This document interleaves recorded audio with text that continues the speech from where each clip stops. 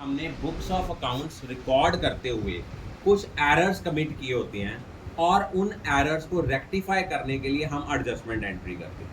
अब इस क्वेश्चन में क्या दिया हुआ है, ए बी और सी तीन पार्टनर हैं जिनकी हमें क्लोजिंग कैपिटल दी है और उसने कहा है कि इसमें हमने ड्राइंग की एडजस्टमेंट की है एज वेल एज प्रॉफिट की एडजस्टमेंट की है। लेकिन एक तो हम इंटरेस्ट ऑन कैपिटल लगाना भूल गए हैं जो 10% लगाना था, और एक हमने इंटरेस्ट ऑन ड्राइंग चार्ज नहीं किया जो 6% पर एनम था। सबसे पहले हमें निकालना है ओपनिंग कैपिटल। क्लोजिंग कैपिटल दी है, उनमें ड्राइंग्स ऐड करनी है। उन्होंने कहा है ए ने पैसा विड्रू किया 20,000 at the end of each month. अगर 20,000 रुपया एक मंथ के लिए विड्रॉ किया है तो 12 महीने में कितना विड्रॉ होगा, 2,40,000। बी ने विड्रॉ किया है 50,000 at the beginning of half yearly. साल में कितने हाफ ईयरली होंगे, 2। 50,000 इंटू 2 ये आ गया 1 लाख। और सी ने विड्रू किया है 31 अक्टूबर 2023 को 1 लाख को एज इट इज आ गया। अब आपका प्रॉफिट अवेलेबल तो था, वो था 1,50,000। उसको आपने डिस्ट्रीब्यूट करना था 2:2:1 की रेशो में। वो आ गया 60,000, 60,000 और 30,000। जब भी हमने क्लोजिंग कैपिटल से ओपनिंग कैपिटल निकालना है, क्लोजिंग कैपिटल में ड्राइंग्स ऐड करनी है, शेयर ऑफ प्रॉफिट माइनस करना है। ये हमारे पास आ गई ओपनिंग कैपिटल। अब हमने जब पास्ट एडजस्टमेंट का क्वेश्चन करना होता है तो हमने क्या कैलकुलेट करना होता है कि हमने कितने पैसे देने चाहिए थे, उसमें से जो पैसे ऑलरेडी पे किए होते हैं वो माइनस कर देते हैं। अगर तो डिफरेंस पॉजिटिव आएगा तो हम उसको क्रेडिट करेंगे, अगर डिफरेंस नेगेटिव आएगा हम उसको डेबिट करेंगे। अब amount out to be paid में हमने इंटरेस्ट ऑन कैपिटल देना था 10%, वो बनता था 98,000, 64,000 और 47,000। लेकिन हमारे पास हमने एक क्वेश्चन पीछे करा है और उसमें हमने करा है कि अगर हमारे अवेलेबल प्रॉफिट्स इनसफिशिएंट होंगे फॉर इंटरेस्ट ऑन कैपिटल तो जितना अवेलेबल प्रॉफिट होगा उसको हम उनकी कैपिटल रेशो में डिस्ट्रीब्यूट करेंगे। अब इस क्वेश्चन में भी सेम पॉइंट था, इंटरेस्ट ऑन कैपिटल की अमाउंट बनती थी 2,09,000, अवेलेबल प्रॉफिट 1,50,000 है, तो हम क्या करेंगे, कैपिटल रेशो में डिस्ट्रीब्यूट करेंगे। पहले इंटरेस्ट ऑन ड्राइंग चार्ज करेंगे। देखो एक पार्टनर ने विड्रॉ किया 20,000 at the end of each month, तो टोटल अमाउंट ऑफ ड्राइंग आई 2,40,000 इंटू 6%। अब एवरेज पीरियड कैसे निकालना है, अगर उन्होंने ड्राइंग की है eight the end of each month तो फर्स्ट ड्राइंग की होगी 30 अप्रैल को, 30 अप्रैल से लेकर 31 मार्च तक बनते हैं 11 मंथ्स। लास्ट ड्राइंग की होगी 31 मार्च को, सेम डे बुक्स क्लोज हो रही हैं तो period left after last drawing हो गया 0। 11 प्लस 0 डिवाइड बाई 2 कितना आ गया, 5.5/12।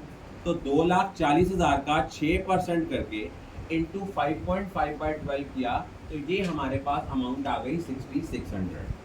उसके बाद क्या है, हम लोगों ने नेक्स्ट ड्राइंग की है, बी ने 50,000 रुपया ड्रॉ किया है in the beginning of each half year. तो 2 हाफ ईयरली होते हैं। पहली ड्राइंग की 1 अप्रैल को, 1 अप्रैल से 31 मार्च तक हमारे पास कितना टाइम बचा, 12 मंथ्स। लास्ट ड्राइंग की 1 अक्टूबर को, 1 अक्टूबर से लेकर 31 मार्च तक हमारे पास कितने मंथ्स बचे, 6 मंथ्स। 12 प्लस 6 डिवाइड बाई 2 हमारे पास आ गया 9/12, ये अमाउंट आ गई 4,500। फिर उसके बाद सी ने ड्राइंग की है 31 अक्टूबर को, और ड्राइंग की अनइवन, मतलब रेगुलर इंटरवल्स पे ड्राइंग नहीं की, यहाँ प्रोडक्ट मेथड लगेगा। अमाउंट ऑफ ड्राइंग है हमारा 1 लाख। अब हमने निकालना होता है पीरियड आफ्टर दिस ड्राइंग, मतलब जिस डेट को ड्राइंग की है till the date of closing of book of account हमारे पास कितने मंथ्स बचते हैं, नवंबर, दिसंबर, जनवरी, फरवरी, मार्च, 5 बने। इसका प्रोडक्ट निकाला ये आया 5 लाख। 5 लाख का 6% करके इंटू 1/12 किया, ये आया 2,500। अब आप लोग देखो, हमारे पास अवेलेबल प्रॉफिट था 1.5 लाख। इंटरेस्ट ऑन ड्राइंग हमने जो है फर्म की इनकम है, इससे हमारा प्रॉफिट क्या होगा, बढ़ जाएगा। लेकिन मैक्सिमम प्रॉफिट हमारे पास है 1,63,600, जबकि इंटरेस्ट ऑन कैपिटल की अमाउंट बनती थी 2,09,000। अब हमारे पास प्रॉफिट अवेलेबल सफिशिएंट नहीं है तो हम इस 1,63,600 को इस रेशो में बांटेंगे, 98:64:47।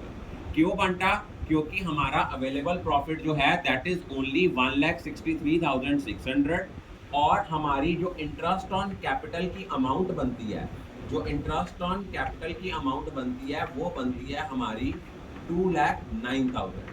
अब इतनी अमाउंट बचती है और हमारे पास अवेलेबल इतना है, तो हम इस अवेलेबल प्रॉफिट को डिस्ट्रीब्यूट करेंगे इन कैपिटल रेशो।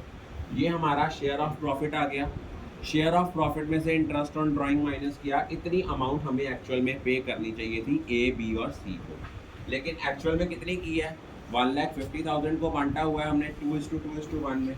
अब 70,112 में से 60,000 गए, 10,112 पॉजिटिव आया, इसको हम क्रेडिट करेंगे। 45,598 में से 60,000 माइनस किया तो ये नेगेटिव का आया 14,402, इसको हम डेबिट करेंगे। और सी का भी पॉजिटिव आया, उसको हम क्या करेंगे? क्रेडिट। और इसकी रेक्टिफाइंग एंट्री हमारे पास जो बनेगी वो यहाँ पे एडजस्टमेंट एंट्री बनेगी, B capital account debit. B की कैपिटल अकाउंट को हम डेबिट करेंगे 14,402 to A's capital account 10,112 to C's capital account that will be with 4290। ये हमारी एडजस्टमेंट एंट्री बनेगी। I think all of you are clear about.